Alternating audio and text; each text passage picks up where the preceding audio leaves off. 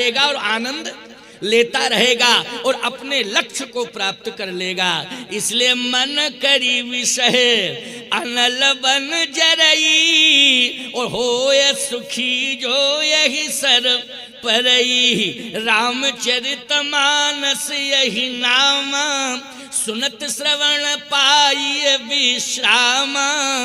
मन करी विषय अनल बन जरई होय सुखी जो यही सर परई।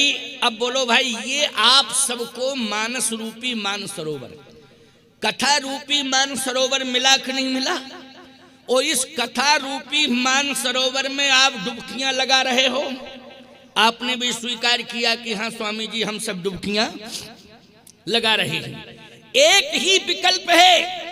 मैं एक बात कहता हूं, आप सबसे बता रहा हूं, आप रामायण घर घर में रखो और अर्थ सहित गीता प्रेस गोरखपुर की रामायण जो बड़ा साइज की है उसको रखिए। आप नित्य जो है रामायण को पढ़ने के लिए 5-10 मिनट का समय निकालिए। आपको महाराज समय नहीं निकलता है, बहुत ही व्यस्त लाइफ है, समय निकलता ही नहीं।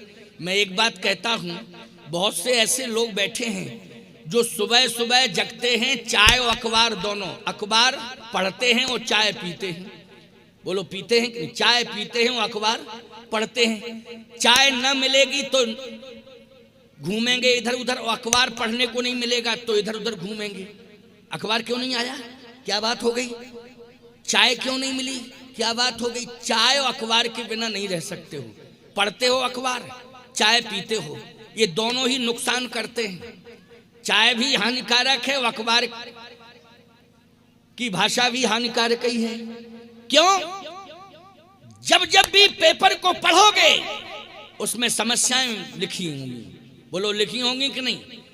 घर से लेकर के देश तक की समस्या, देश से लेकर के विदेश तक की समस्याएं, समस्याएं ही समस्याएं। अच्छा एक बात आपको बताएं, आपने अखबार पढ़ा और चाय पी, तो चाय पीने के बाद आप तुरंत गए कहाँ? स्नान करने। अब हम वो शब्द नहीं बोलना चाहते, कहाँ गए है नहीं, आप बाथरूम में चले गए। अच्छा भाई, पेपर पढ़ने के बाद आपने क्या किया? बोले पेपर पढ़ने के बाद आपने उस पेपर को अलग फेंक दिया।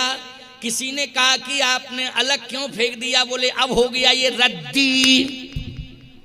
आपने क्या कहा? मैंने पढ़ लिया, ये पेपर क्या हो गया? अब मेरे मतलब का नहीं है, रद्दी हो गया। इसका मतलब है एक बार पेपर को पढ़ा, रद्दी हो गया पेपर। बोलो हो गया कि नहीं हो गया? लेकिन रामायण को आप जब पढ़ते हो तो ईमानदारी से बताओ, रामायण कभी पुरानी होती है? बोलो कोई माई का लाल बता दे कि ये कह दे कि कल तो पढ़ी थी, अब रामायण दूसरी लाओ, ये तो पुरानी हो गई। तुम्हारे दादा परदादा कई पीढ़ियों से बोलो रामायण पढ़ते आए कि नहीं पढ़ते आए? क्यों? आखिर कागज रामायण में भी है और कागज अखबार में भी है। खबरें अखबार में छपी हुई हैं, ऐतिहासिक खबरें, पौराणिक खबरें रामायण में छपी हुई हैं। बोलो है कि नहीं? लेकिन एक को पढ़ा आपने, वो रद्दी हो गया, और दूसरे को पढ़ा, उससे श्रद्धा उत्पन्न हो गई।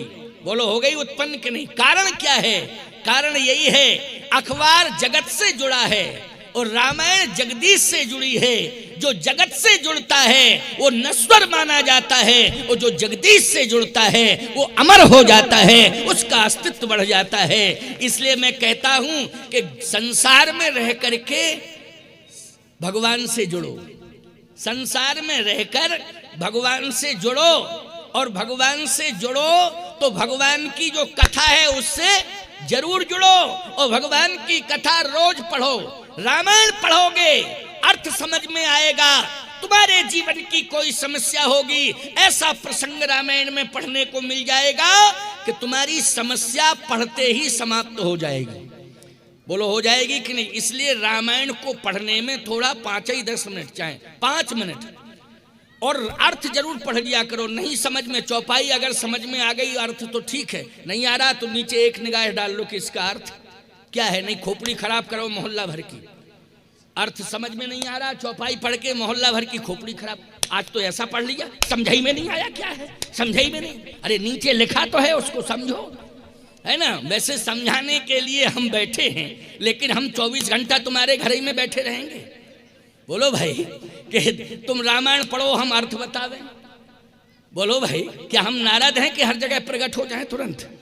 भैया हम तो साल में एक बार आ सकते हैं और आपको समझा सकते हैं, बता सकते हैं, लेकिन इतनी बढ़िया व्यवस्था गीता प्रेस गोरखपुर ने दी है कि हर चौपाई के नीचे अर्थ है, हर दोहे के नीचे अर्थ है, हर छंद के नीचे अर्थ है। इसलिए अर्थ सहित रामायण पढ़ा करो, 5 मिनट का समय निकाल के ही रामायण पढ़ा करो, लेकिन हर घर में होना चाहिए, 2 होना चाहिए घर घर में, एक तो तुलसी कृत रामायण और दूसरा तुलसी दल। अगर तुलसी कृत तुलसी दल रहेगा तो हम तुम्हारी हर समस्या का समाधान होता रहेगा। तुलसी दल और तुलसी कृत 2 की विशेषता क्या है? कहे ताप हरत तुलसी जगत, तम हर करत प्रकाश, ओ 2 तारण तरन है तुलसी तुलसी दास। बोले दोनों से ही कल्याण है, दोनों से ही उद्धार है। एक और महत्वपूर्ण बात सामने आई, क्या?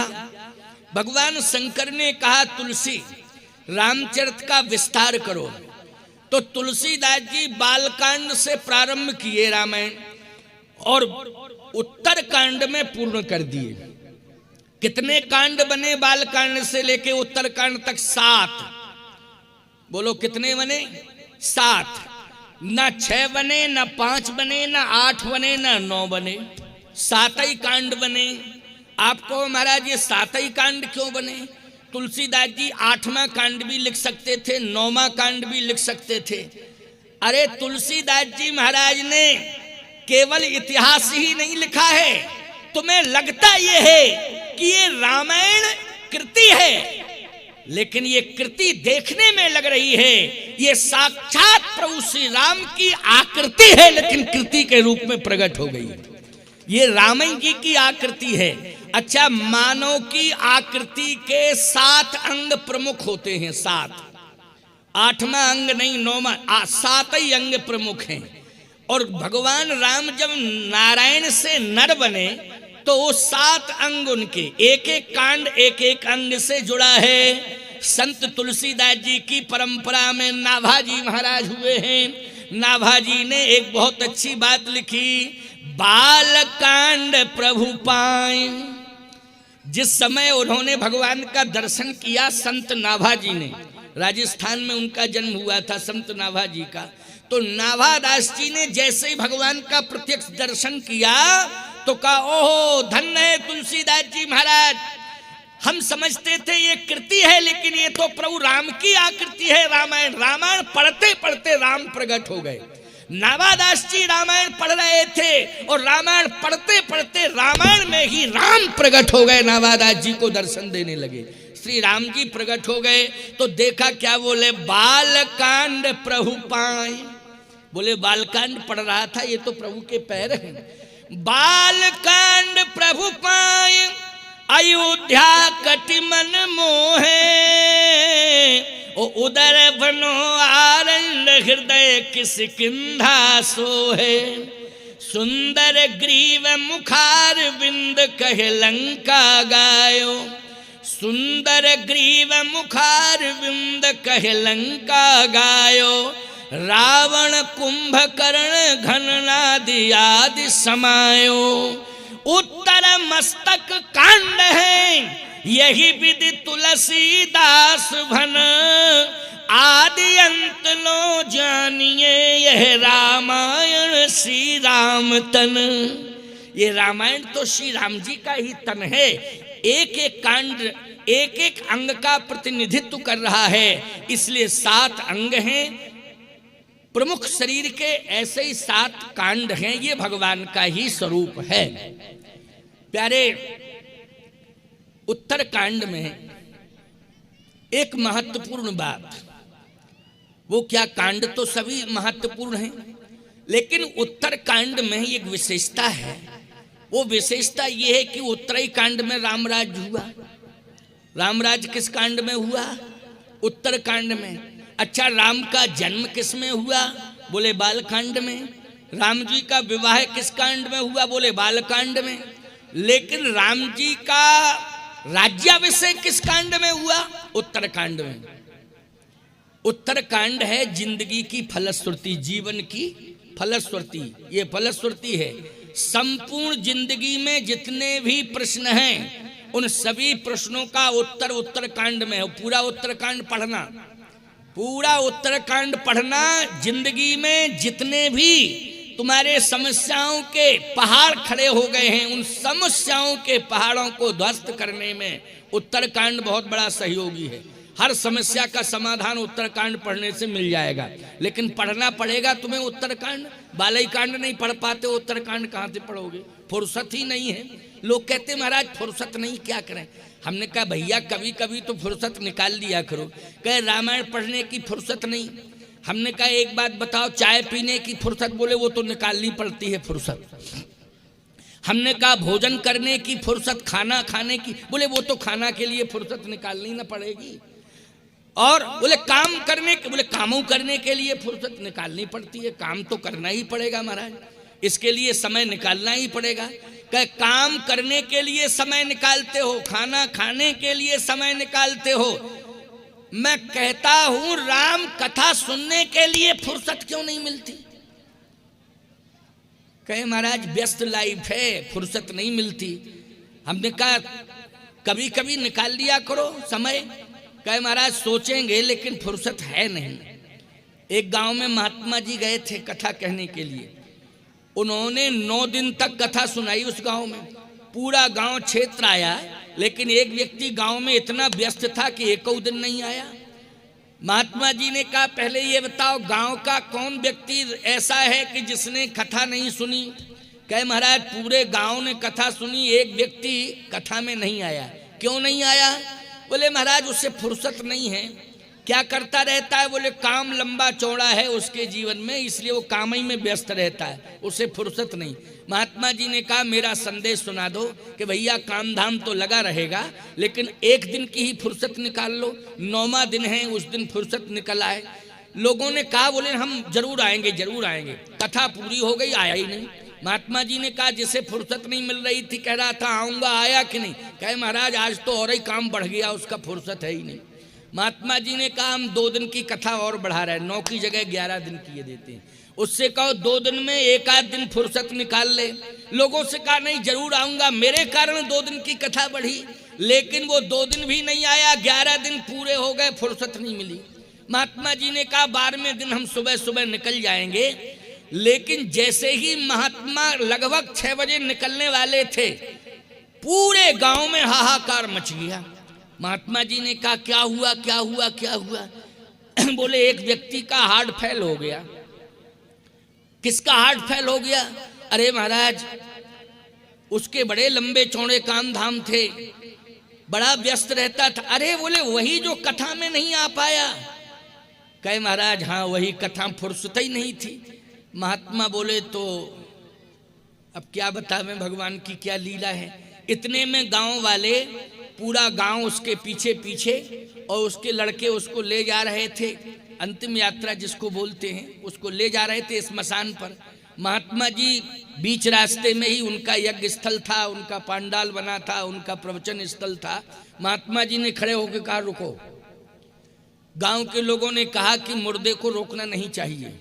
महात्मा जी ने कहा मैं कह रहा हूं कि इसको रोक दो। लोगों ने कहा कि महात्मा चमत्कारी है, हो सकता है कि प्राण फूंक दे, ताकत है, महात्मा है, इसलिए रोक दो। रोक दिया मुर्दे को। कहे इसको नीचे रख दो। कहे नीचे तभी रखा जाएगा जब कुछ चमत्कार हो। कहे रखो तो। रख दिया लोगों ने। अब महात्मा जी गए सो कान में लग के कुछ कहना शुरू किए।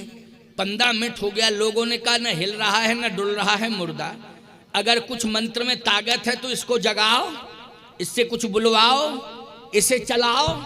महात्मा बोले डिस्टर्ब मत करो, हमें अपना काम करने दो, तुम बीच में क्यों बोल रहे हो फालतू के। लोगों ने कहा हल्ला मत करो, चमत्कार होने ही वाला है। महात्मा डांट रहा है, इसका मतलब है कि कुछ ना कुछ दमखम तो है ही है। अब महात्मा जो है कान में पता नहीं क्या कहे जाए, 1 घंटा हो गया। लोगों ने कहा 1 घंटे से क्या कर रहे हो? महात्मा जी बोले 11 दिन तक फुर्सत नहीं मिली, आज से फुर्सत मिली, कथा सुना रहे इसको, आज तो फुर्सत मिल गई। तो कहने का मतलब ये है, जिंदगी जब तक रहेगी, जिंदगी जब तक रहेगी, फुर्सत न होगी काम से। ओ कुछ समय सा निकालो, प्रेम कर लो राम से। इसलिए भगवान के कार्य के लिए, भगवत कथा सुनने के लिए, भगवान के दर्शन के लिए समय निकाला करो। चाहे जितने तुम व्यस्त क्यों ना हो, चाहे नेता हो, चाहे अधिकारी हो, चाहे पुजारी हो, कुछ भी हो, लेकिन भगवान के दर्शन के लिए, भगवान की कथा सुनने के लिए समय जरूर निकालना चाहिए। तो बाल कांड से लेकर के उत्तर कांड तक, उत्तर कांड में एक